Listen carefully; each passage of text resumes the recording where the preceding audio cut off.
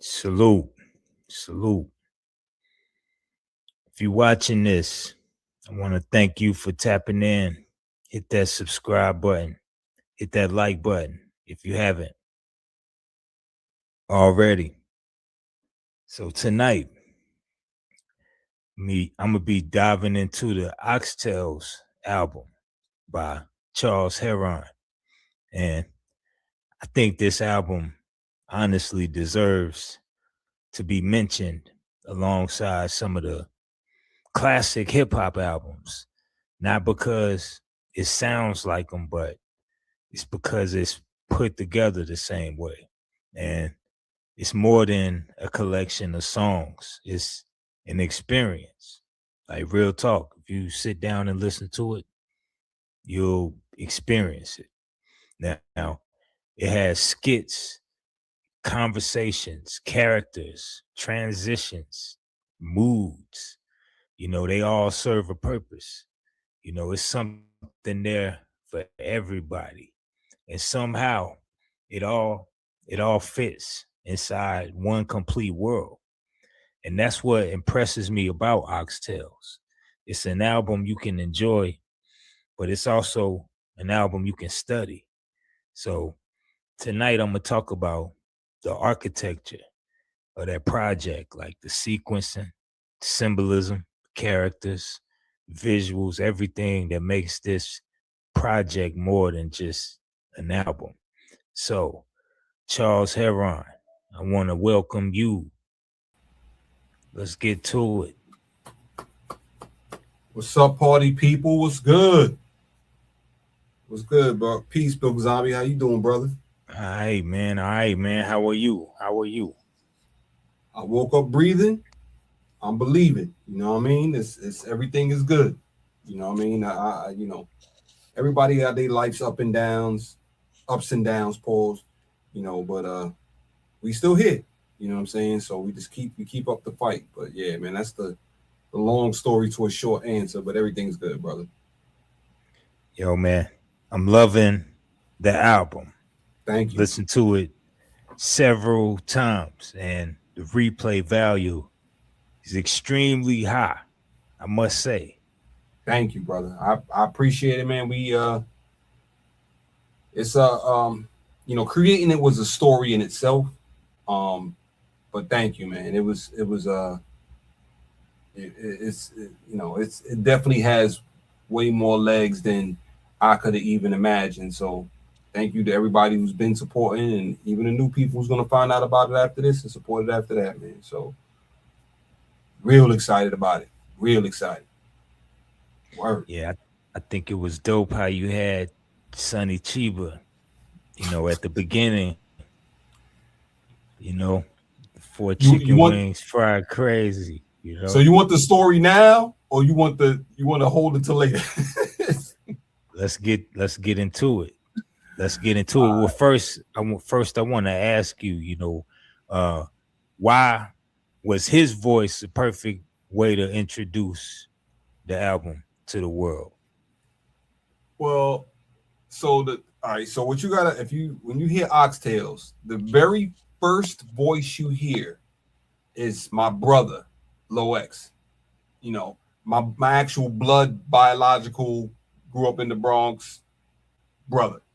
My little brother, MyXtz. Shout out MyXtz. So he's the one talking about the cocoa bread, and Chiba comes in right after him, which is also my brother, not my biological brother, but my brother. With the 4 chicken wings fried crazy. So, what people got to understand is that, yes, that man is a rap legend, and so is Sway. Shout out Sway. Love you, brother. They are legends, but they are my family. So, as in anything I do, I try to incorporate as much of my village into anything I do.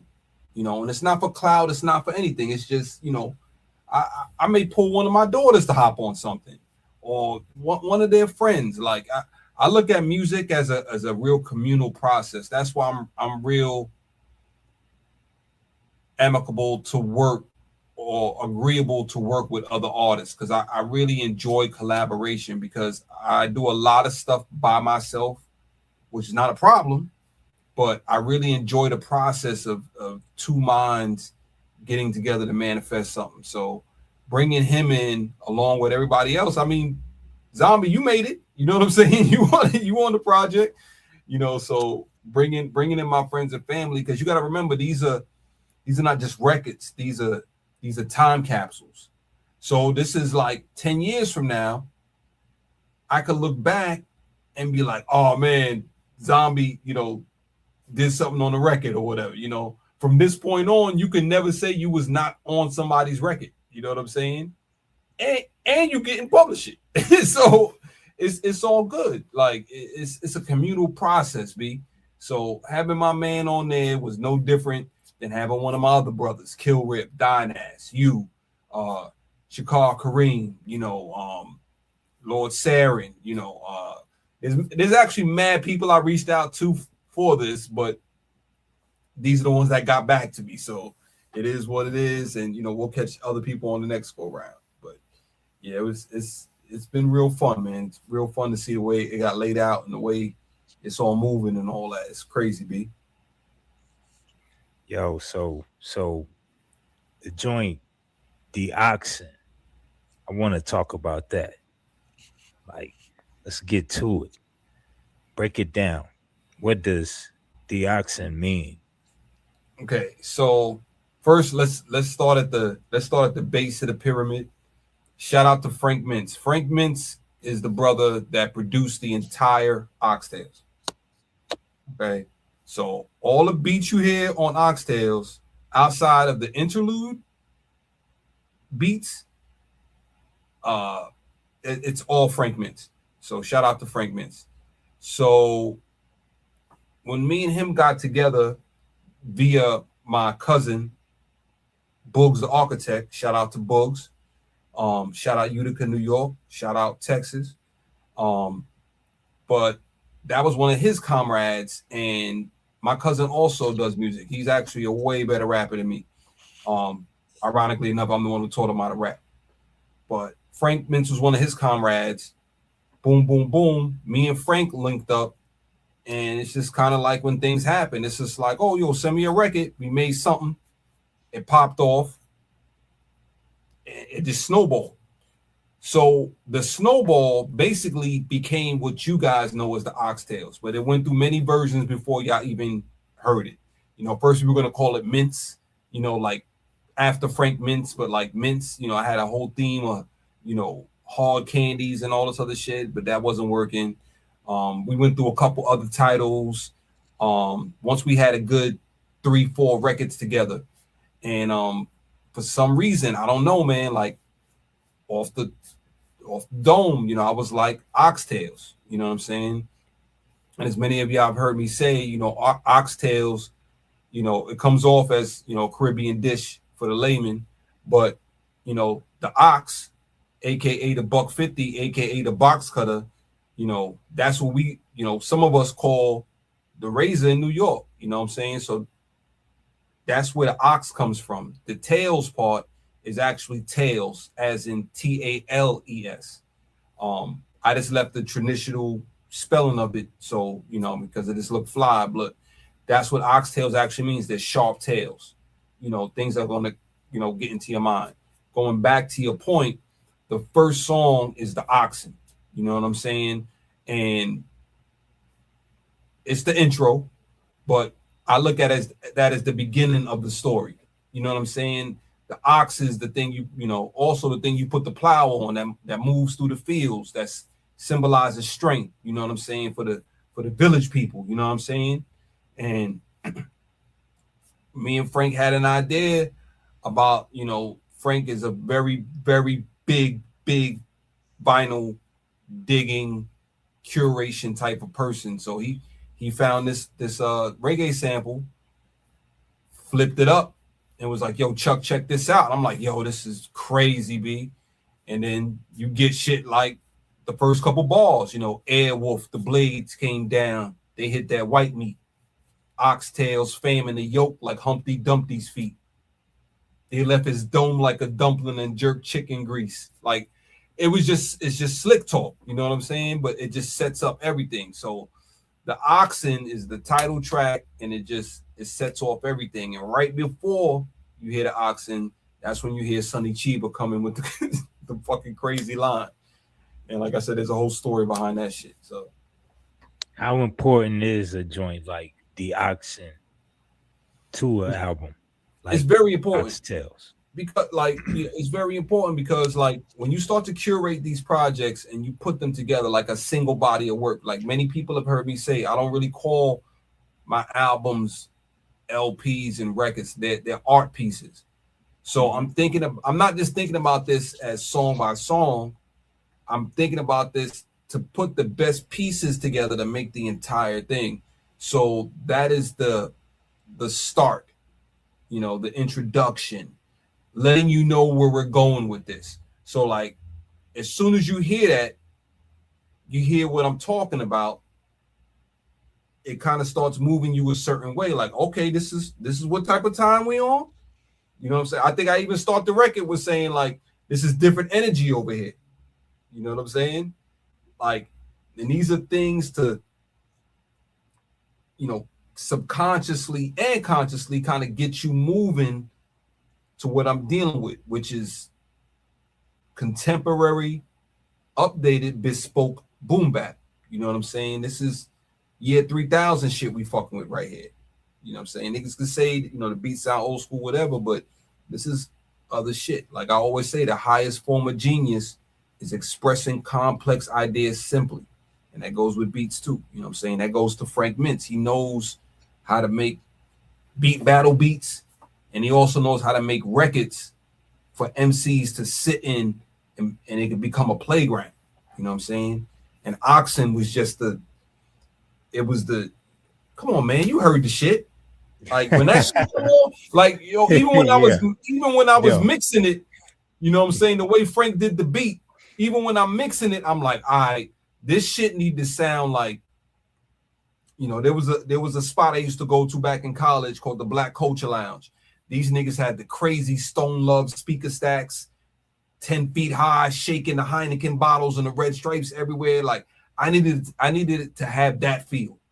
That, oh my God, like what the, you know what I'm saying? And funny enough, it's been played in a couple joints, and it sound crazy, bro. It just sets the tone for everything, bro. It does. When you hear it, you about to hear some shit. Yeah. And I can guarantee you nobody's gonna know where Frank got that shit from. Like Frank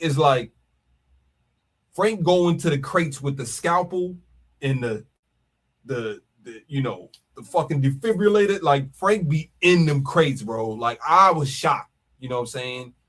Me being, studying musical theory and being in the culture, being born in the culture, like Frank is in it. And originally he's from Louisiana, which explains a lot. Pause, New Orleans, a lot, bro, because like, man, it's just his musical knowledge and his I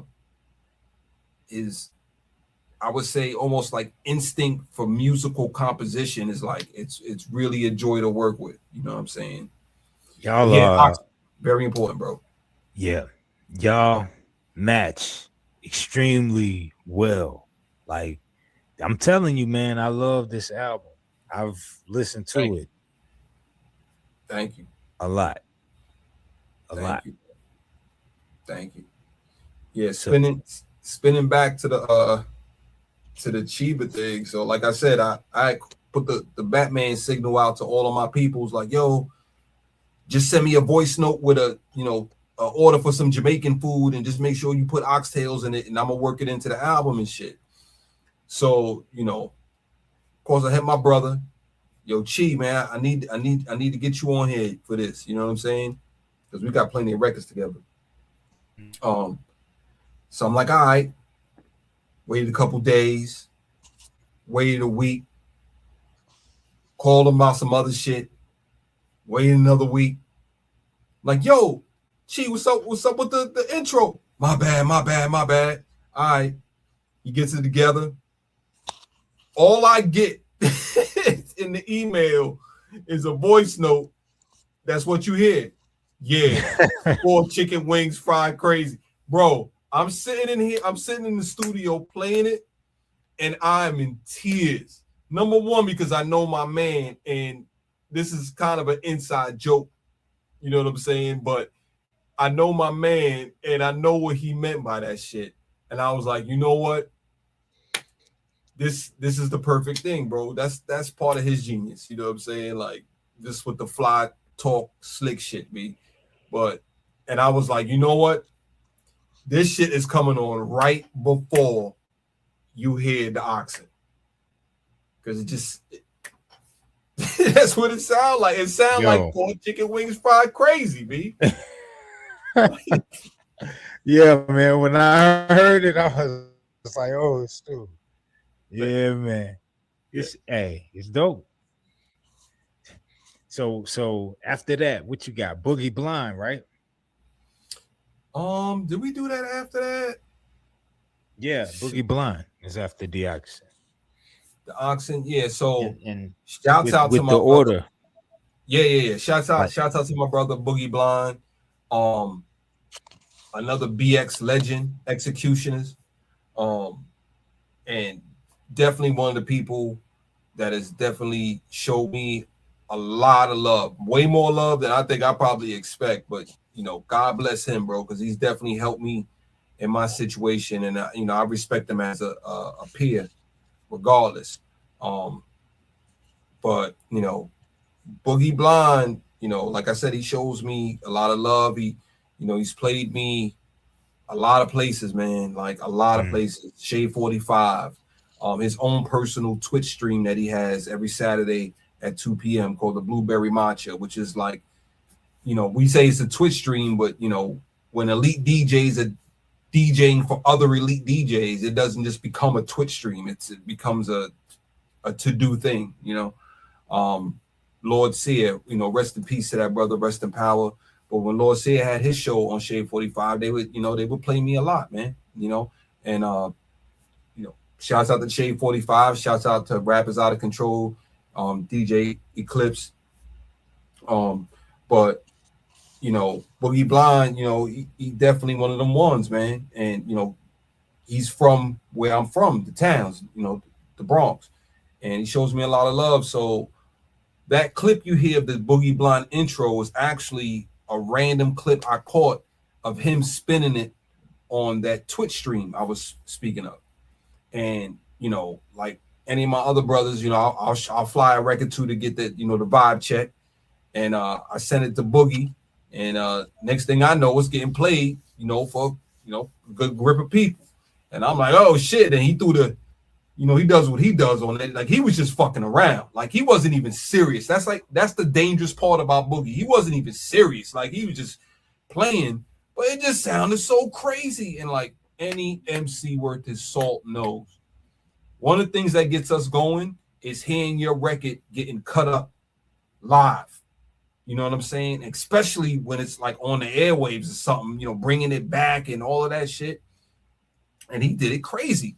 And I'm like, yo, I got to get my brother on this, some shape, form, or fashion. I mean, we got other things in the works, but I was like, yo, hit him up. Like, yo, Boogie, can I use this clip for the intro for the album? He's like, yeah. No problem. So I just thought it was a perfect segue into the song he was actually cutting up that he had like a month before anybody even knew this shit was going to be in existence. Which comes to the next song. What the fuck you mean? No. Actually, no. He's cutting up catfish and grits. Yeah, catfish and grits. I wanted to talk about like how Boogie Blind transitions into catfish and grits. Now, the thing I want to talk about with that is, you know, from a listener's perspective, it forces the listener to stay with the album because you're listening to Boogie Blind and it transitions into catfish and grits. So it's like one and the same. Talk about that. That was the point. You don't see that often on albums. That was the point, It's man. very rare. You know, like, you know, greetings to all your viewers and people and stuff like that.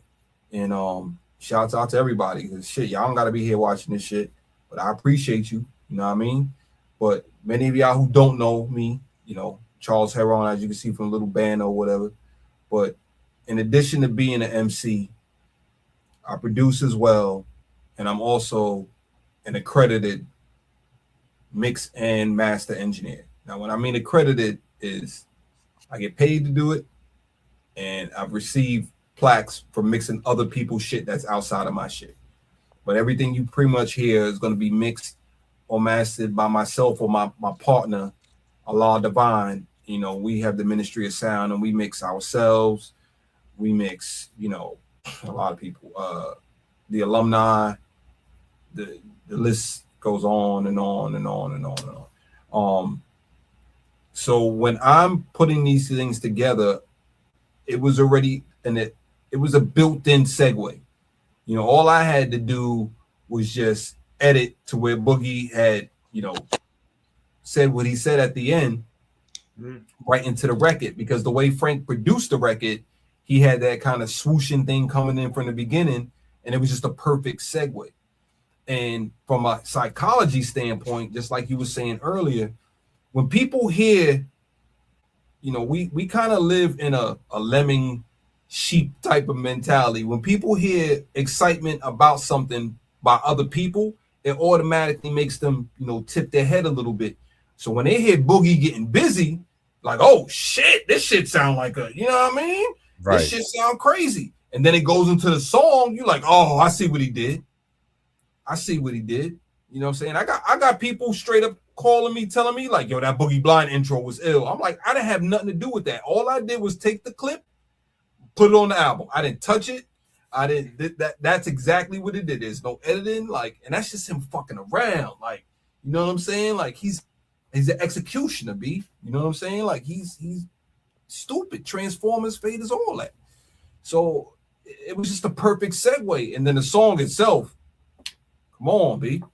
Then you got Vinny Knuckles at the end of it, ordering. Yeah, like, you know, once I put the back call out, and Vinny, you know, my Sicilian brother, my Nighthawk brother, shout out Vinny Knuckles, shout out DJ Wisdom, shout out E30 Mill, shout out my man Los in Tampa. But yeah, man, you know, he blessed me, because my original idea was to take all of those little clips you hear at the end of records, and I was going to make a couple different interludes.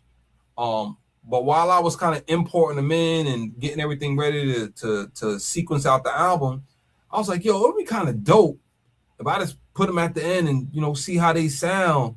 You know, there's somebody calling in for order, almost like you calling a restaurant and leaving a voicemail order or some shit. You know what I'm saying? And it just worked. Like, for whatever reason, it just worked, bro. And, like, you know, people have been telling me, like, yo, that's one of their favorite parts of the shit. You know, at the end of the record, it's not just, you know, you could just let a beat play for a little bit, but, you know, to have a little bit of flavor at the end, you know, it makes a record. It's a record. It's an art piece, man. Like, these ain't just records, B. Yeah, man. That added another layer to the album. It's like, once you caught it, it's like, okay, you was looking forward to hearing who was going to be ordering food next. Yeah, who's going to be that? And then it was direct influence I get from groups like Tribe, De La, all of that, B. You know what I'm saying? With the, like you said it perfectly, layers. One layer is the music. We can just throw that out there. That's one layer of the music, you know. Another layer is the total, you know, I would say ambiance of the whole entire project. Like the one thing that binds it, the feeling or color that binds it all together. That's another layer. You know what I'm saying?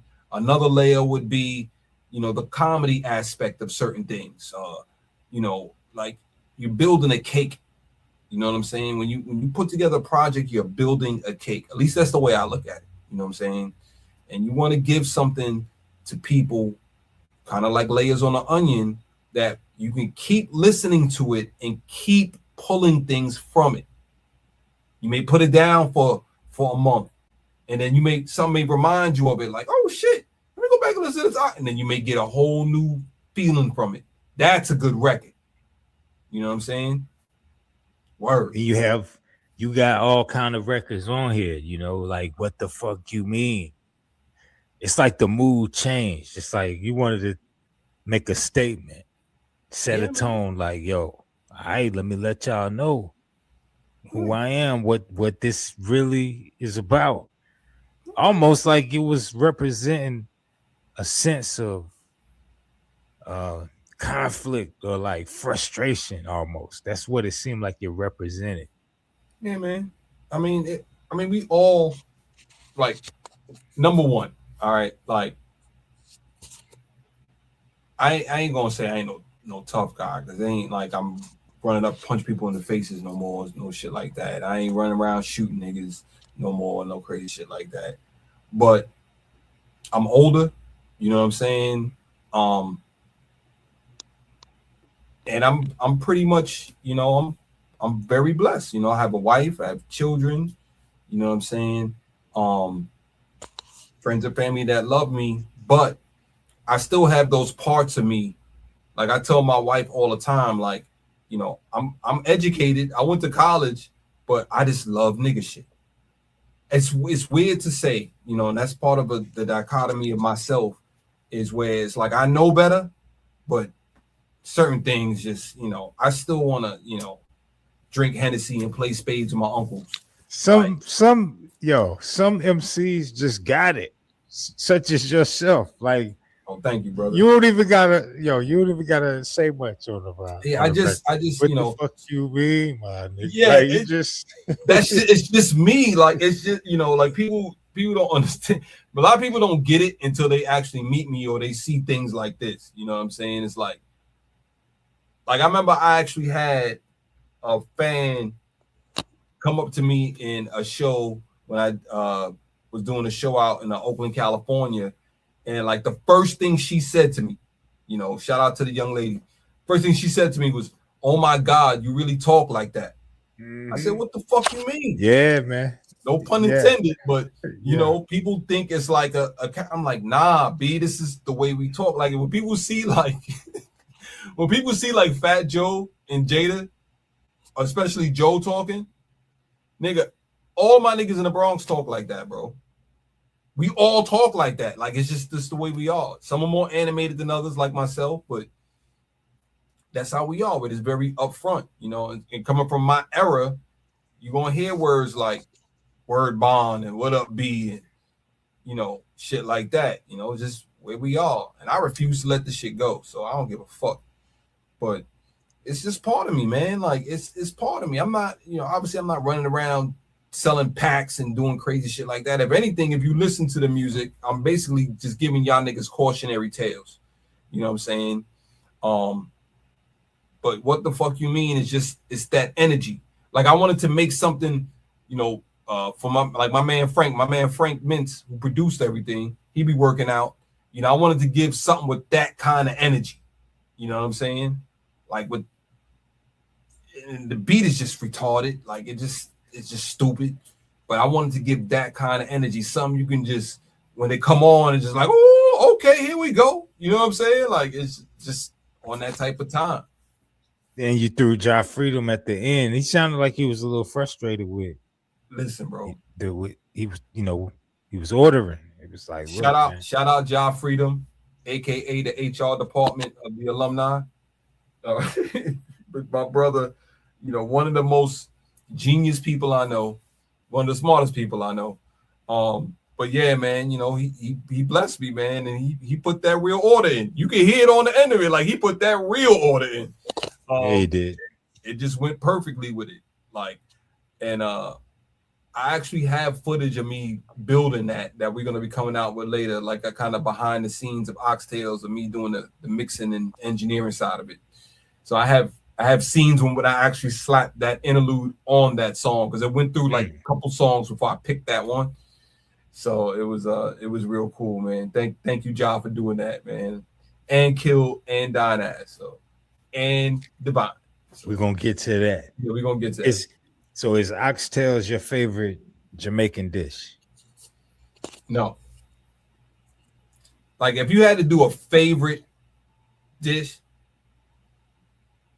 I mean, it would definitely be a contention. But I don't know, man. Like brown stew chicken. That's a, you know, I would say if I had to pick, it's going to sound mad generic, but it's just like a, you know, it's always a good time. Like jerk chicken, rice and peas, man, done properly. You know, give me some jerk chicken thighs and some rice and peas, man. I'm good. Little gravy on top. This album make you hungry, man. Listen, bro, because I'm trying to feed your mind, brother. Trying to feed your mind, brother. It make you hungry, yo. It do, bro. Like when you start hearing it, you know. It brings you into a different world. You start thinking about the smells, the tastes. It opens your mind up to a different world. Look, man, like I said in one of my lyrical breakdowns, man, like the way I write, like it's I'm very much a child of like, you know, Schoolie D, Ice-T, you know, Prodigy, very quote unquote, you know, even Biggie, very simplistic ways of putting things in certain types of ways. But when I'm writing, I'm not just thinking about the ill line I'm trying to say. I'm thinking about like a scene, and I want what I say to paint like, you know, kind of a picture in your mind that invokes a feeling. Like if you were to roll up and see, you know, like a turtle on the side of the road that's been smashed or something, like that's a scene and it's going to make you feel a certain way. And like that's the way I kind of look at my words, you know, when I put everything together. It may seem like crazy or whatever, but that's just the way I look at it. Like I tell Frank all the time, like I hear colors, you know what I'm saying? So I'm not just looking at the way, I'm really trying to tap into what makes you feel something. Because to me, a lot of niggas say a lot of ill shit. There's mad rappers that say some incredible lines. You know what I'm saying? And outside of, ooh, that's dope what he said, I don't really get too much of a feeling from it. You know what I'm saying? Like, I think that's why I like this album so much. Yeah, when I listen to stuff, like I wanna feel, be like, you know, it like to me to this day, like I mean, there's certain things I say in a record or lines, and instantly it teleports me to a certain time I was talking about, and I be in tears sometimes because shit is real. Like I don't cap about nothing I write. Like it's either happened to me or happened to somebody very close to me enough to where I was involved in the shit somehow. You know, it's, you know, outside of like, nah, B, even the stories on Oxtails, you know, the ones we'll talk about later, those are real stories of people. You know, I may have stylized it to not name no names and shit, but these are people I've known in my life that were close to me at a point. That shit happened. So on jerk chicken, like, you made a face. Yeah, jerk chicken is based on somebody I know that is still alive to this day. I actually talked to them about like 2 weeks ago and told them about the record. And they was bugging. They was fucking bugging. He still texts me about it to this day. That was a real actual story. Yeah. It wasn't a Jamaican restaurant he went into. But it was a real spot he went into over by Commonwealth Avenue in the BX, and that shit really happened. Like that's all I can say about that. It really fucking happened. I changed the names, how they say the investigative reports, some names and places may be changed to protect the whatever. But other than that, it was real, man. It was real. So if you had to pick, would that story been more of a scene in a book or a movie? I would say more of a book, or maybe more of a novella, because you could stretch it and dive deeper into the characters. You know you can stretch it to whatever, but maybe more of a novella, a short film, if you will. Which we got plans for that too, but we ain't gonna talk about that right now. Yeah, I'm definitely bringing some of the Oxtails to like cinematic life soon. You know, we already got the one video out for Mando, but more's coming. A lot more's coming on the cinematic tip. Arts and crafts, B. So when you were creating this, like, you clearly was in different zones. You know, you was on your what the fuck you mean, but then you on your it be like that. You singing, you chilling. So when you like are singing on a hook, is this something that you coming up with during the writing process, or are you walking around and it just come to you and you just humming it? Something you carry with you like that? I mean, like, I'm probably like most rappers. If we could trade rapping for singing, I wouldn't say I wouldn't trade it, but I'd be very tempted if I could actually sing. You know what I'm saying? Like, if I could actually sing. And I mean, I can't sing, obviously, but not like on no Chris Brown or no Mike Jack level, nothing like that. But for me, I can't speak for nobody else, but these things kind of come to me instantly. You know, it's always something I have in my bag, and I've never been ashamed to try to do stuff like that. And especially with like cats coming out like Stove God, doing his little singing thing, his vocalizations, I'm definitely giving me more confidence. I'm like, well, shit, if that nigga gets the fucking singing, I'm good. You know what I'm saying? But and shout out Stove God because I fucks with him, B. But yeah, it just, when I heard the beat, I instantly knew where I had to go with it. And I've written R&B songs before for myself and other people. Actually, me and Frank Myntz are working on something coming up for the holidays for y'all. I think I'm gonna be dropping me something because everybody keep talking about me singing on these records. I'm like, all right, if y'all like that. Now don't take this the wrong way. No, I know. We brothers. You the perfect singer. You know what I mean, yo. He said, don't take this the wrong way. Yeah, it works, yo. It's dope. Like the hook on it be like that. That is dope, yo. Yeah. It makes the listener connected to you. That's one of those joints. Like you were saying, they're like, yo, you really talk like that? That's one of them joints you hear, and you would think that that's more of your artistic voice, but when you talking to you in person or like this, you realize that's your true nature, which makes joints like it be like that 10 times more doper once you get a more perspective in it. You know what I'm saying? Yeah. I mean, it's it's funny you say that, man, because as melanated people in this country, a lot of us have to.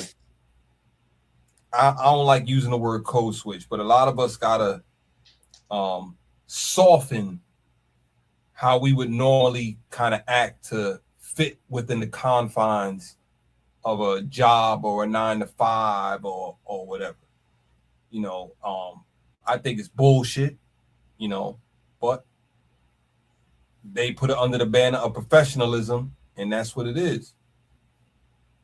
My take on a lot of this shit is like, I said I read. I've been to college. I've been educated. I know right from wrong. It's not like I don't know right from wrong. I choose to connect with my culture and my people because number one, this is how I was raised. It's not like it's just some shit I picked up 5 years ago. I've been talking like this ever since I could say what up, B. Like it's just the way we are. You know what I'm saying? And I just really hope all of us can kind of get to a point to where, because that's part of us being free, is being able to express ourselves. Like, I mean, I wish I could be at my job some days on Teams, my day job, and be talking to people and they do some dumb shit, and I could be like, nigga, why you tripping? But if I was to say that shit on my Teams, nigga, oh, it'd be all kinds of meetings, HR debates, all kinds of wild shit. But, you know, we gotta do what we gotta do. That's why I be rapping so hard. I'm trying to get the fuck from out the matrix, B. Make these songs for y'all. These Diddy bops. Pause. And Dynus at the end with the accent. Listen, shout out Dynas, man. Enough respect. I didn't even realize it was him. Even though he said his name, it took me a couple of listens to really click. But think about it, yo. It's funny you say that. Think about it. Some of the dopest interludes we grew up with. You know what I'm saying? When you go back and listen to them, at first you didn't know who really it was. You may have found out like a year or so later, like, oh, that was so and so that did. I remember when I found out that D-Dot was the mad rapper. Remember that? Yeah. Yeah. Son, you mad, son? I didn't know that was him. That's the nigga making the beats. Like that's part of the. Remember them layers we was talking about before? That's part of them layers, B. That's part of them layers, man. It takes you back to that 97, 98 era. It's one of them albums. Murder Music. Listen, bro. You know my slogan, Old New York, man. It's not about, you know, the modern New York is bad. It's not about it. Old New York was better. It's none about that. It's just about I'm from an era and a time where things were just different. And so were my parents before me. You know what I'm saying? But I would say the difference between then and quote unquote now is a bigger gap than when my parents and, you know what I'm saying, I came into childhood, adolescence and all that. You know what I'm saying? It's things are different, you know. In a good way in some ways, but in a bad way in some ways. So we just do what we can to uplift the village, man. We got to keep our people popping. But Dynas on that was the perfect. When he said what he said at the end of his order, it was the perfect segue into the next song. You know, he said, "Me and my wife trying to, you know, make sure we eat proper." You know, and Dynas is, you know, actually a yard man. He's Jamaican. You know what I'm saying? So that's where you get the authentic accent. With the song Melanated Madonna. Woo! The title came first or no? Lyrics? Lyrics. All of my songs, for the most part, get named after they're done. And the name might not even have nothing to do with it, just the way it sounds. You know, but that one was basically, you know, that was my, I ain't want to say attempt because we executed that shit, but that was basically like my grown man raps, like my boom bap grown man, you know, sexy raps, my elder statesman bars, B. You know what I'm saying? Melanated Madonna, elevated ecstasy, existential nirvana, yams bouncing, she from Botswana, Nubian Medusa, she stone hearted. You went in on that one. Yeah, bro. Do a remix. Oh, that's already on the way. Yeah, for that joint. Well, I'll go ahead and announce it now. So we have already been in the works of doing Oxtails remix project that's called Four Wings Fried Crazy. And basically what I'm gonna do is I'm gonna take a couple of records off the Oxtails and we remixing them. It may be the same beat, it may be a different beat, but it's gonna be other MCs on it. You know what I'm saying? And that'll probably be coming out in a couple, you know. I got a feeling I know who's gonna be on it. Oh yeah, bro. You ain't gonna say it, but I got a feeling I know who's gonna be on it. We got some. Yeah. Me and Frank is cooking, man. We preparing the ingredients right now for that. Right now we still got to work with the regular oxtails. We got to get that popping, son. But yeah, that was a dope record. Definitely, the ladies have been loving it. Shout out to all the aunties out there, because we fucking with y'all heavy, man. Keep doing y'all thing, and yeah, bro. I like how you said that the aunties. Yo, the auntie army, B. Like, come on, man. Like, we gotta keep. I ain't I'm 47, B. You know what I'm saying? Like, I ain't running around after no little fucking girls, man. Like, besides, I'm married. Not quite the cougars though, right? That's why he said aunties. Yeah, I mean, like, all right. So to me, that whole cougar shit is like a colonizer term. You dig? Like, you want to talk about a very nice older white lady? That's cool.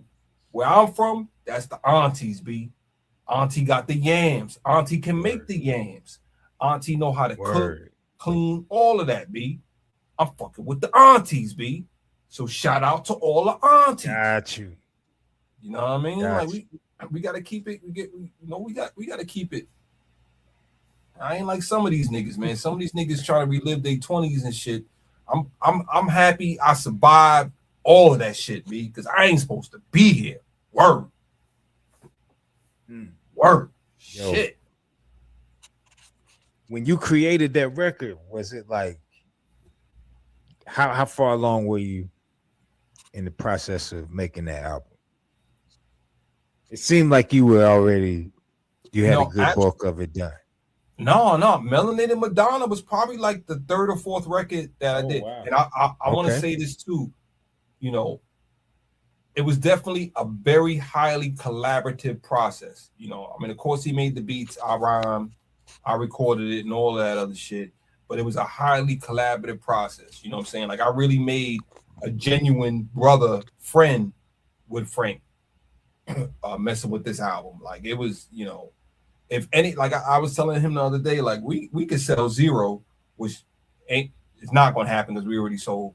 But I just made another lifelong friend. You know what I'm saying? Behind the shit. Like, me and him could talk about shit that don't have nothing to do with music. You know what I'm saying?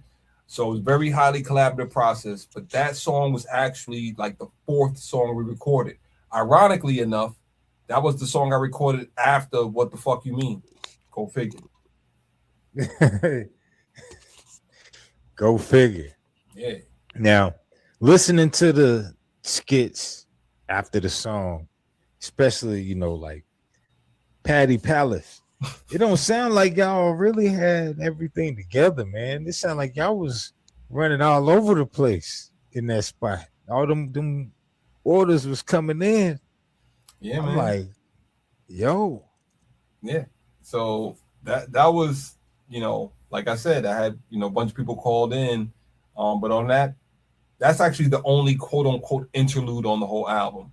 And I just named it Patty Palace, but I got my boy Prez, El Prez from Black Marker Media out of Tampa, a huge media conglomerate, but that's him and his brother in the beginning, giving their order, talking about man don't yam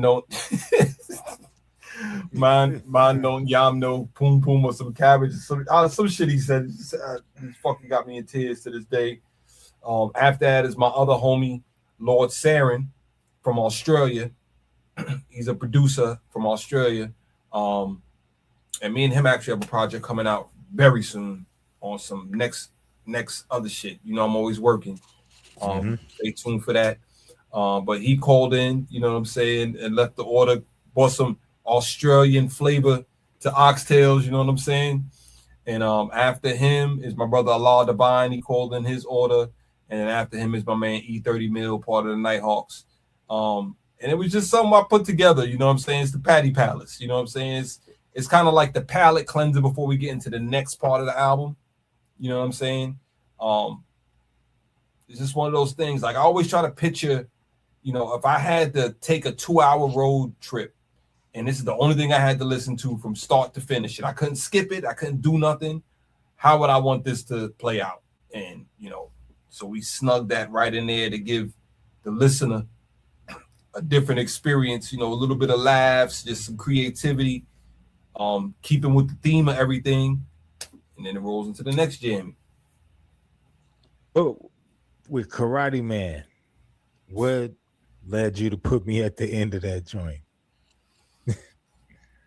out of all of the songs, because you actually sent me, first of all, shout out for you for doing that. I really appreciate that.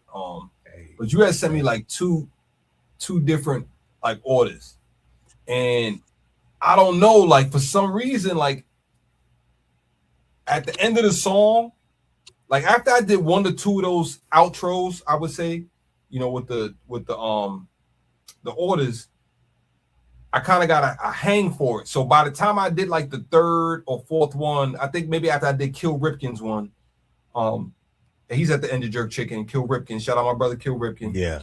Hey, question about that real quick. Yeah, go ahead, brother.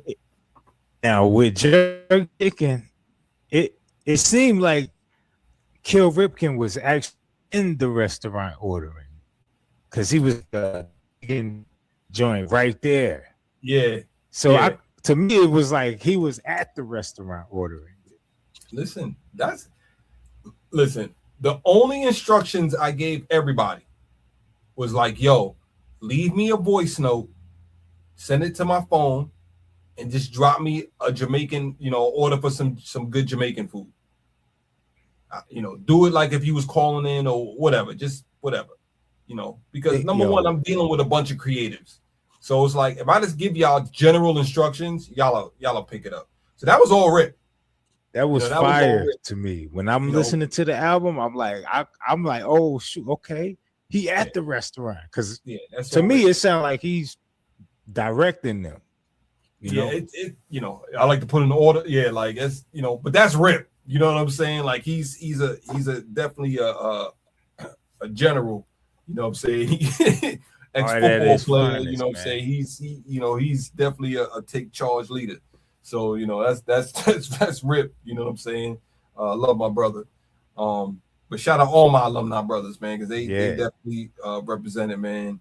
And it's like I said, I had to stop listening to Oxtails literally 3 days ago, because I was just running it into the ground.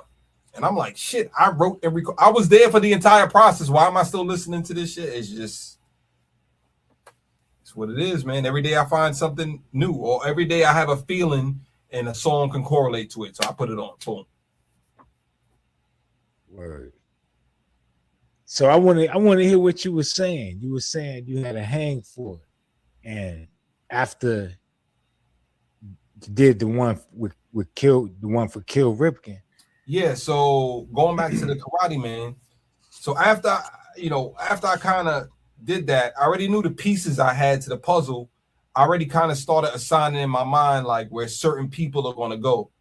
But yours in particular, like it just fit. You know what I'm saying?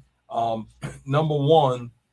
Number two, that song features another incredible artist from a group called MacArthur Mays out of Oakland, California. But one of their members, Black Achilles, he's the one who blessed me with that verse for that.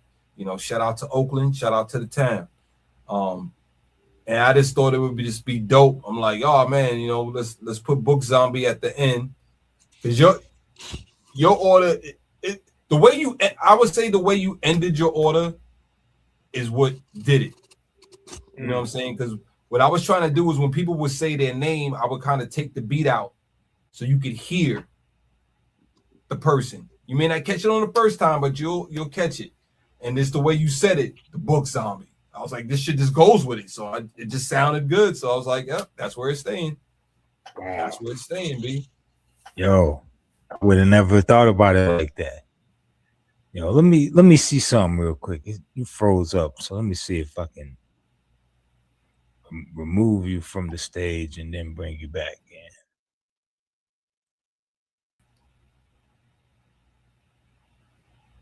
It still says my camera's working. Hold on. I don't see you at all now. All right, hold up.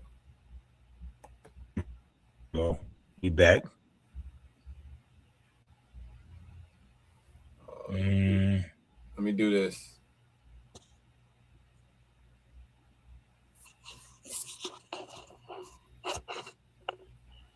Hold on 1 second.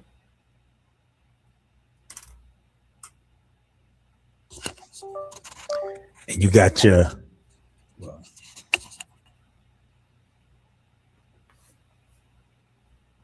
you should be able to see me now. There we go. all right. I'm back. On your name. I'm sorry, brother. What you say? Change your name. Look at your name. What's it say? Oh shit. Yeah, we gotta. Can't be the BookZombie up here misspelling. Yeah. Look, I didn't even fucking see, because when I changed it before, I didn't even see that. I know it. I already know, bro. Look. So, yo, after Karate Man, right? You have steak sauce. And that's what I'm saying, yo. This album make you hungry, man. Like it be having you. You stupid, dude. No lie, man. Cooked it 2 days in a row. Bought it. Like, yo. Because of this album, man. So yeah, steak sauce. Yeah, man. Is that incorporated at any point in Jamaican food? I mean, I guess browning. Nah, not really. Not really. Like that's another one of those, you know what I'm saying, titles that it just sounded good, basically. And the reason the title behind steak sauce, steak is beef. Sauce obviously is sauce, but you know, in the culture we call sauce being fresh, being fly. So basically this was just like fly beef in a sense. Because if you listen to the story, you know, it starts off, you know, Jimmy had a jammy that his uncle gave him, misbehaving, showing niggas guns, but he never spray him. You know, hope he make it when I see him. Assalamu alaikum. Hope you walking with Allah when you face the son of Satan. What I'm saying, and it's starting to tell a story of a person I know or knew, because they're no longer with us. But you know, that just go through a lot of shit that a lot of, you know, underprivileged, I always say underprivileged, man, like a lot of, you know, poverty line, you know, people go through living in the city. You know what I'm saying? You get a little something that your uncle or somebody's uncle gave you, you know, you start showing it, waving it around to all your friends, but you ain't doing shit with it. You know what I'm saying? You may not even have bullets. You know what I'm saying? Like shit. In my case, me and four of my niggas used to share 122, and the only reason why I know it works is because we used to go and we used to pop it off. You know what I'm saying? But it's like niggas had like 10 bullets. It wasn't like we wasn't doing shit. And that was like for years. You know what I'm saying? But the story with the whole shit is basically Jimmy caught beef or took some work from somebody, started fucking up, started spending it on the broads and, you know, not to shade women, but, you know, just spending it on having a good time. And when them niggas came calling for that pack, you know what I'm saying? He fucked around, you know what I'm saying? And he shit caught up with him, you know? And this wasn't like no small bread, no 10,000, you know, it was a pretty substantial amount, you know what I'm saying? And they found that nigga in the building, literally next to broken crack pipes and one of his kids, one of his sons. Could have been the book. Yeah, bro. You know, and my job as an MC, you know, I do actually come from a poetry background, you know, as far as like actually writing poems and books. You know, me and you talk about books, you know what I'm saying? So taking that type of story and condensing it into less than 2 minutes and having it being in a chronological order to where the listener can understand, I think that's where my style, or like my natural resting cadence when I rap, is like at its best. You know what I'm saying? Like, one of my cousin's books, shout out to Books the Architect. He always says like, yo, just tell stories, bro. Like it's that's when you sound the best. That's when you sound the best. So, we definitely leaned on it in the Oxtails, even though technically there's only two stories per se, front to back on there, the jerk chicken and the steak sauce. But everything else is always, like I said, cautionary tales for the most part. So what kind of thoughts were in your head when you determined who was gonna do the ordering? Like who it's a lot of people and a lot of people that you could have put on this album. Yeah. I mean, like, I be straight up, bro. Like, people who know me, or I won't say that. People who know my work ethic, like, I move. Like, I'm not one of those people, for the most part, where it's just like, yeah, let's do something, and then I get back to you in 2 years. Like, I'm like, nah, we moving. But I have a lot of friends that are very important people as well in their own right. Like, fuck me, you know what I'm saying? So I put out the call. Like, yo, this is what I'm doing. Shoot me a voice note on your phone. Take you 3 seconds. And the people that got back with me got back with me. Some people couldn't do it because a lot of people thunk it. A lot of people, may have forgot about it. I had one of my boys call me up, cursing me out, like, yo, man, I was going to send it to you. I'm like, bro, that was, a month ago. Like, you should have been said that. It was a voice note. Just pick up your phone, bro. But it's all love because he didn't make the album. Yeah, it's all love, bro. It's like, I'm a very much, if it's meant to be, it'll be type thing. So if it was meant to be, it'll be. If not, well, it's not like you don't know me. You know what I'm saying? Like, there'll be more shit. You know what I'm saying? Like, hey, right. For me or whatever. So it's not like and like I said, most of my friends, like actual friends in the industry, they're important people in their own right. You know what I'm saying? So I'm pretty sure we will get back to doing some stuff together. You know what I'm saying? What's your favorite song on this album? I don't know if I asked you that already. Next question. I'm taking a shot. Do it. Taking a shot. It's hard, bro, because like I said, man, it's it's like saying like which one is your favorite kid. You know what I'm saying? So it's just like some days it's this song, some days it's that song. If I'm out driving around. Oh, pause. My bad. I mean to cut your wisdom. Go ahead, brother. No, which one was the most difficult or took the longest to make? So this is the part of the program where motherfuckers think I'm capping. You know what I'm saying? But I would say, he took the glasses off, y'all. Give y'all perspective, and I'm not making this up. And you can ask Frank Myntz to back this up. All of those songs you heard were written and recorded, and I'm probably stretching it, but less than a month's time. And that's with Frank working a full-time day job, me working a full-time day job, and all that stuff. A lot of things were very easy with Frank, inspirational-wise. He would send something, or we would collaborate on ideas for something. He put it together, send it to me. And I'm very much inspired by the beat type of person. So for me, it starts with the beat. Then I construct the words around it. So he would send me stuff, and I would just instantly start going. Same thing with me and the Uncanny Segas project, the cartridge. Very fast. You know what I'm saying? Like it's when I get inspired or amused, if you will, it doesn't take long. You know what I'm saying? Because I'm always writing. I'm always thinking of lines and things to say and things to put together. So by the time I get something presented to me, I already got 8 balls in my mind. I could probably drop on that shit.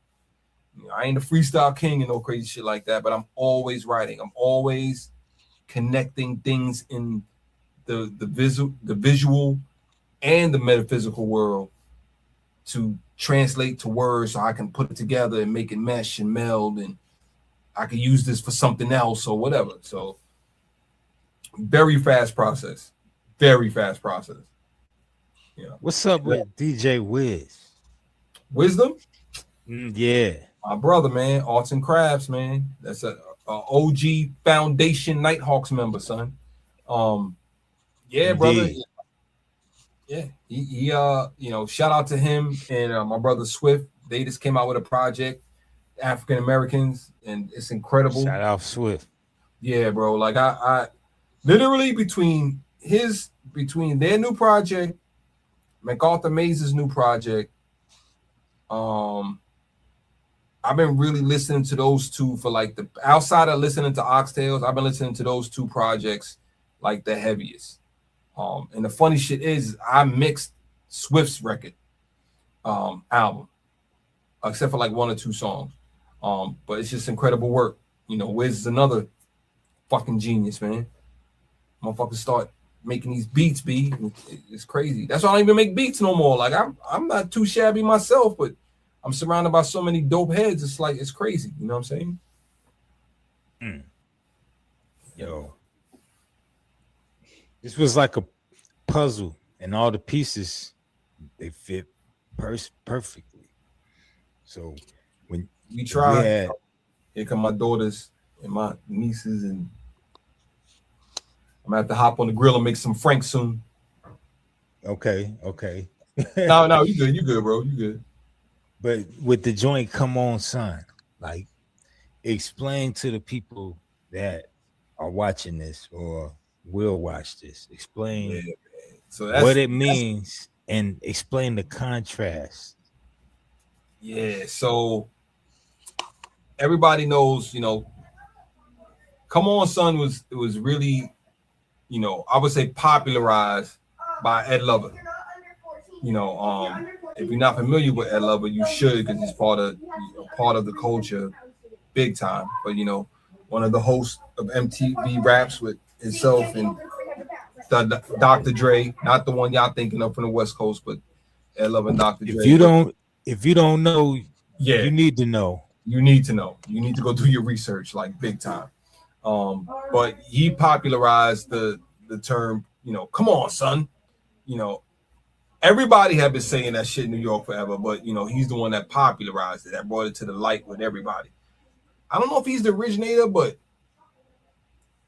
I don't know. I've been saying that shit's like I can't even remember a time me not even saying it. But long story short, the reason why the song ended up coming to name that is when Frank laid down the beat. I ain't gonna say what sample he used, but part of the sample, and when you see the beat breakdown for that one, you're gonna lose your mind.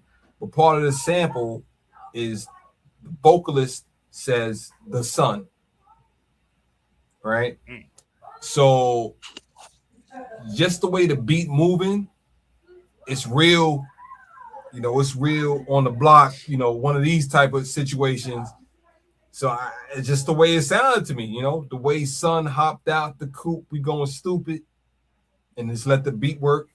You know, you're gonna notice a lot in Oxtails, like I leave the spaces for the beat to work. I don't try to over rap the beat. Like I try to sit in that pocket that Frank created and just ride the wave. You know what I'm saying? There's times I'll, you know, whatever, but other than that, I'm trying to be in the pocket. That's why, like, if you listen to that song, the way I'm rhyming, it's intentional. I could go fucking Eminem on it, but it's not for that. You know, it's one of these. It's just a head nodder. You know, it's just one of those songs. So when I'm saying "Come On, Son," that's why we named it "Come On" SUN instead of SON.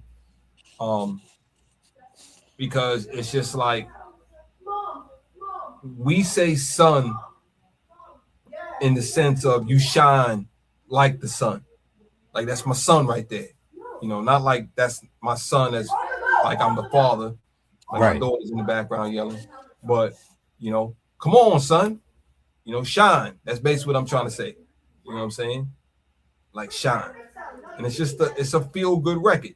It's a you know, dice shaking dance record, B. Like I don't know what else to say, man. That's just one of them records. The video gonna be crazy. Okay, so you got a video. Oh yeah, we listen, bro. Y'all niggas might get a Oxtails mini series out this shit. The way this shit is moving, bro. So you gonna ride it till the wheels fall off. Paul. Listen, I'm Dooley, bro. I got projects upon projects, and this is, you know, tip of the iceberg for me and Frank. You know, this is, you know, episode 1. Put it that way. Series 1, first series. But real quick, I want to go back to Karate Man. Okay. If I didn't say it before, I want to say it again. Shout out to Black Achilles and MacArthur Mays, man, because these motherfuckers show love. Even out on their coast, on their turf, they show love. You know, on the internet, they show love, and I appreciate it. And he ain't had to do that verse for me, because that man is definitely that verse a professional was crazy, MC. Yeah, professional MC. And my other feature, Dankery Hall. Thank you. That's on the We Straight. Listen, bro. Oh God, man. I made a lot of good. Listen, all right. So I will say this: I did not write that hook.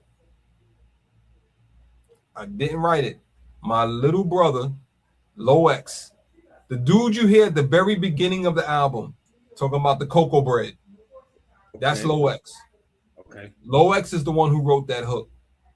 And what had happened was, right, is that he was supposed to get on the record initially.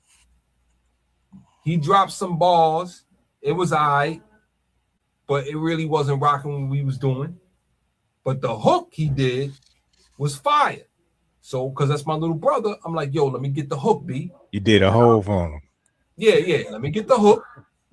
I don't do this for anybody. Like, literally, if he wasn't my blood brother, I would not be doing this. But I'm like, get the hook. I'll sing it. You know, whatever.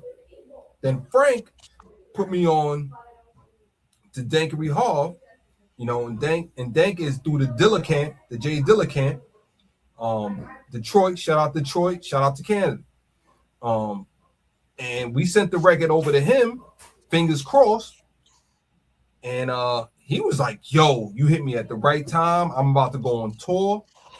Send the record. Man, he sent that record back so fast, bro. And it was perfect. He wasn't missing that opportunity. It was. I'm glad to have the opportunity to rap with him. That brother just came off a tour. Literally, Japan, Europe, like 5,000-6,000 venues. You know what I'm saying? Like this, I'm telling you, man. You put this album together, right? Let me explain, man. I sat here and watched the whole process. I sat back and watched the whole process, right? And you put this project together and promoted it like it was a major behind it. And it sounded like you had the keys from a major. Like they were like, you know what? Here go the budget, do whatever you want, go out, pick whoever you want to. That's what this album comes off as. Like you just had the open what? Five mics. I'm gonna put it. I'm gonna say if this was the source, quote BookZombie, and I'm not saying this because Herron my man. Quote BookZombie. I'm saying Oxtails is a 5-mic album, straight up and down. Quote me. It's the pack. That's a fact. It's the pack, man. It's you know. Thank you, number one. That's big coming from you because I know how much of a critical listener you are. But it's a culmination of lessons, and I'm still learning stuff. You know what I'm saying? Like, you know, shout out my partner Mark DeVita from Since 86 Records. You know, as a very big unseen hand behind Charles Herron. A lot of people, you know, they see me a lot, but He is a very, very huge part of what I do, even when he's not with me. You know what I'm saying? So that's my brother. Shout out to him. But that's definitely where I've been getting my formal industry education outside of what I can educate myself with. And it's we learn, we fail, we take the lessons, and then we apply it to the next thing. So the next thing you see Charles Herron's going to do is going to be, we always trying to elevate, man. Because if we don't, what's the point of doing this shit? Facts. You know what I'm saying? Like, I'm trying to make myself look like the best investment possible. You know what I'm saying? That's the goal. If I want somebody to be able to look at me and be like, you know what? I want to get this motherfucker $5 million to see what he can do. That's what this album sound like. Like they gave you $5 million. Listen, look, bro, man, here you and go. It's all me and Frank. Because you got something for the streets. You got something for the ladies. The album is funny. You have visuals for it. You gave people time to process it. The lyrics don't go over people's head. It's dark, but it's still got a glow to it. This album is one of them ones. It's one of them ones. And if it would have came out in the 90s, I say about 98,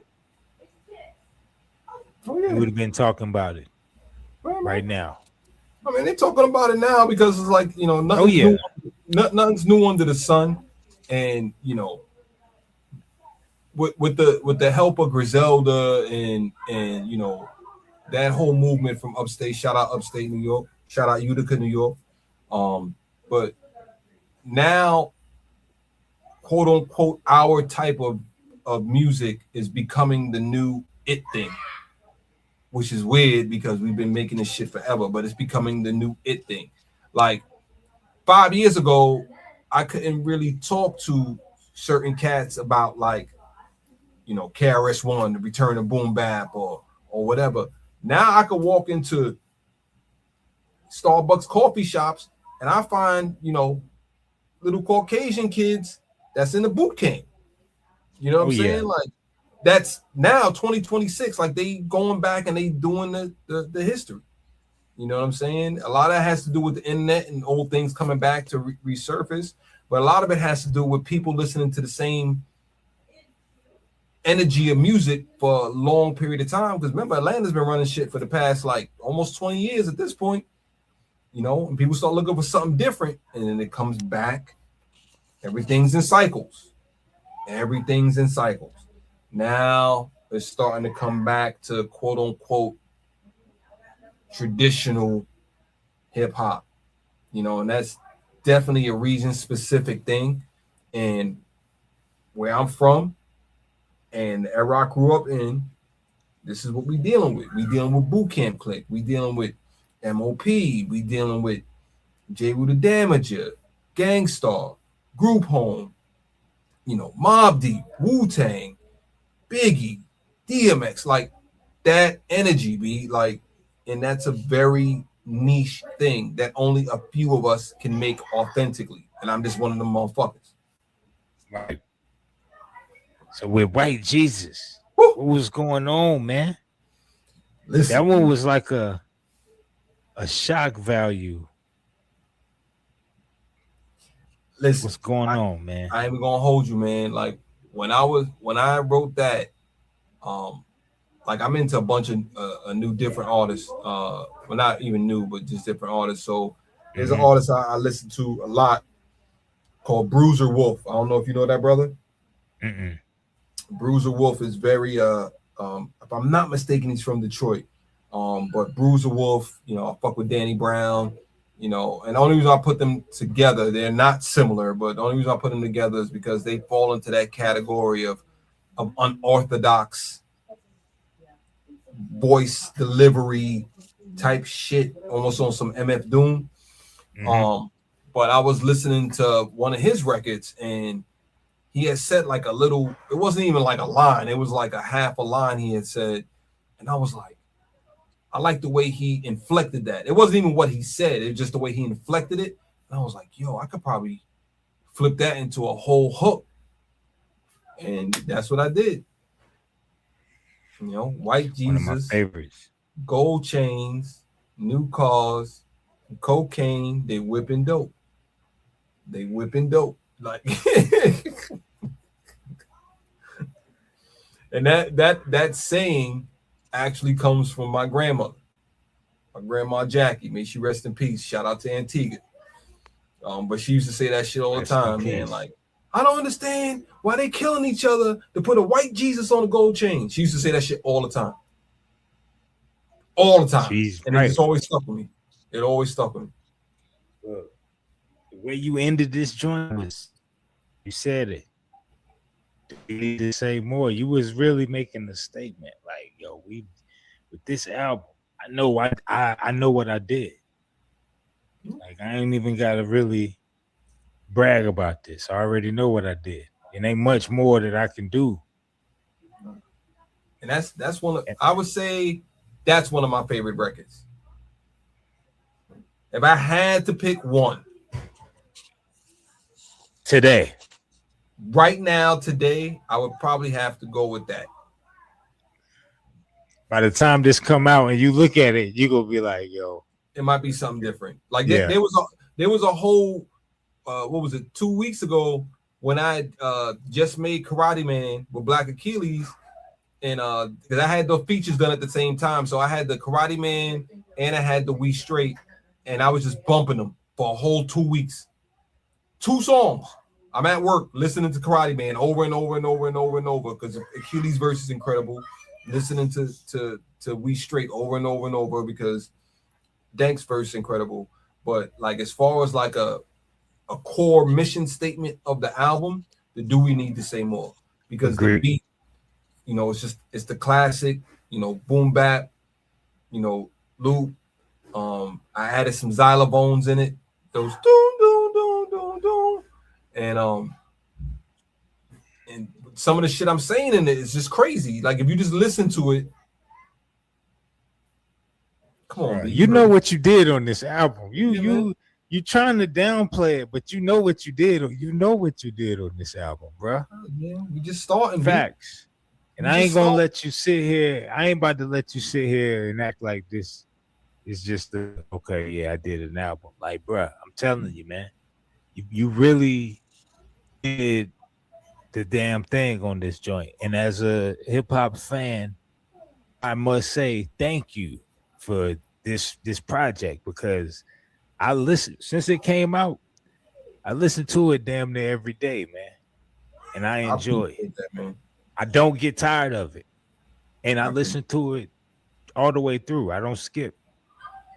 And I want to say that's important, man. Like everybody out there who has friends and family and you know that do music, please let them know how you feel, the good and the bad. Like it's very important you tell people what you don't like honestly, without being malicious, because it helps them improve. Same thing when they do good, let them know, because that's the encouragement. Because a lot of us, including myself, we don't really have a concept of how far the music goes. Like, yeah, I know a lot of people listen to me. That's cool. You know what I'm saying? But I still get freaked out if I get recognized out in the street somewhere. Like, ain't you that brother? Like, you know, like, so it's important for us to know these things to keep the encouragement going, you know, to keep creating, because that's basically what it's about, man. That's basically what it's about. But thank you. I appreciate you listening to it, man. That means a lot, bro. Everybody, no doubt, man. It's a lot. Yo, if you're watching this and you haven't heard the album, please go check out Oxtails. And I want you to do this too, because just the titles on this album, look at that, y'all. Look at that. Just the titles on this album are dope. So if you're watching this, leave in the comments. Go look at the track listing and leave in the comments which title you think is the dopest. Especially if you haven't heard the album, just look at the track listing and leave in the comments what title you think is is the dopest. And then just like I said, man, go check out the album. You're gonna hear different people ordering food. You got all different types of joints on there, different approaches lyrically. Yo, the Book Zombie is telling y'all, man, check this joint out, yo. You know, the Mondo video, like, yo, talk about that. How you put the color scheme over it. Yeah, that was I actually shot that by myself with a self-following drone. Randomly just one morning I went out to the little skate park and just shot it, bro. And sat down, rolled up, and started editing. Like, and that's basically what it was. You made it sound easy. I mean, it's not, you know, definitely don't, you know, get me wrong. I had made a couple phone calls to a couple people like, hey man, how do I do this? Or how do I do that? Or YouTube University. But, you know, where there's a will, there's a way. And we got what we needed in 4K. And it's doing well. It's definitely doing well, man. And that song in particular, Mando, aka the Mandalorian, that wasn't even supposed to be on the record. The album, pause. That wasn't that slid in there. That was a joint me. That's why it's just one verse. Because like I made it and wasn't really expecting it. We was gonna put it out as like a single for something else unrelated, but after we got done and just kept listening to it over and over and over and over again, he was like, nah, we got to put that on the record. We got to put that on the record. I'm like, you know what, Frank, you're right. I'm with that. Let's put it on the record. So one thing also is when you finish a project, a lot of artists, they'll do a project, they'll promote it, and then once they finish the project, they kind of leave it alone. You don't let your foot off the gas. No. You the promotion is very consistent. So like with Oxtails, we're talking about it now. People, if you go follow Herron on IG, you're gonna see content tomorrow probably about Oxtails. So tap in. Follow this brother on his YouTube page, channel. You're going to see information, videos about Oxtails. And so, like I said, the promotion is very, very consistent. And I don't personally see that with a lot of artists. A lot of times once it's out, they're on to the next one. So if you don't catch it within that month after it dropped, it's kind of forgotten. Because, like I said, I only speak for myself, but nothing I do is one dimensional. Like I still got promos running from albums I dropped in 2018, going right now. Because just because somebody heard it doesn't mean it's not going to be new to somebody else. And I write time capsules, so that shit gonna sound good then the same way it's gonna sound good now. I mean, things may be dated just because of time, but other than that, good music is good music. That's why we can still listen to things from the 70s and it's still good music. You know what I'm saying? Like I had a young cat online laugh at me once because I got excited because a new MyXtz record was coming out, right? And he's like, yo, you getting excited for MyXtz? I'm like, just don't know, man. You don't know. That's the whole thing. Is like you don't know. You know what I'm saying? No, he ain't Nas. No, he ain't, you know, whatever. But what he represents that only he can do, only a few can do. MyXtz, Too Short, Schoolie D. There's only a few cats in that very small that only they can do. Yeah, I'm excited about that shit. I want to hear what MyXtz is doing in 2026. Fuck it. Right. I just heard he's actually doing a whole new album that's gonna come out like later this year. So I'm hyped for that. Real hyped for that. You got some merch for Oxtails? Yeah, we just Yeah, we doing that right now. Got some Paddy Palace shirts in the works. You know, the Oxtails cover, the back cover. You know, you can get the vinyl on ElasticStage.com. That comes with the booklet. The CD on Elastic Stage.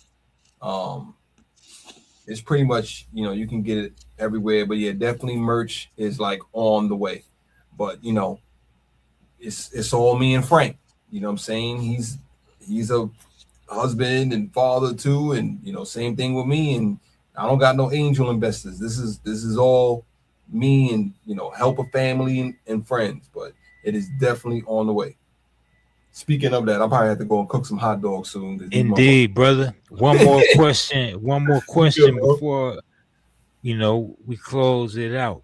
So, have you ever thought about writing a book? Yeah, I actually have. I'm a well, you know, but not the rest of the world know. I'm a very big sci-fi nerd. And I've actually been writing something over the past like 3 or 4 years. And I really just got to sit down and finish flushing it out. And you know, I got pages done and stuff like that. But yeah, man, I've definitely thought about doing something. Because I would, that's one of my little life goals is to have like a, you know, if I could write a novel, that would be dope. You know what I'm saying? But at least like a collection of sci-fi short stories or like a novella or something of that nature. Definitely here soon I'm gonna have a book of lyrics come out. But yeah, man, it's on the way, man. It's on the way. On the way, brother. Trust me. I'm trying to work all these angles. I'm trying to get free. Yo, I'm about to listen to Oxtails after this, man. Me too. I'm dead serious. You know, kick back to Oxtails, especially after we talked about it. I'm probably gonna hear something different. Yo, you hear the new Chuck Norris record, the Sal's Pizza Shop? No, I saw it. I need to check it. Yeah, check that out. It's okay. I'm on it. I'm on it. I seen it though. We work. I'm out here working, bro. I don't know what the rest of these motherfuckers doing. When I lock in, I lock in. So I know I'm aware. But if I can't really lock in, then but I'm on it, yo. But that's just a single, so I'm gonna check it out when I get off. Sal's Pizza Shop. Yo, you got something up your sleeve. Yeah. I already know. I already know, man. That's what I'm saying. But you're still in Oxtails mode. So all day, B. It's perfect. So the people that are watching this now, as they getting tuned in to Oxtails, you introducing them to something new. So it's like perfect alignment when people listening to your music. And that's how it was before. It's like whenever they introduce to your music, you catching a bridge. Connections, B. Making them connections. Man. That's what it's always been about, man. Networking and linking people to make a bigger village. You know what I'm saying? Bro. So yeah, man, it was a dope interview, man. I appreciate being able to talk to you about Oxtails, this incredible album. And I hope people that watch this actually take the time and go check it out if they haven't heard it. And y'all follow Charles Herron on IG. It's at Charles Herron 86. Is that correct? Yes, sir.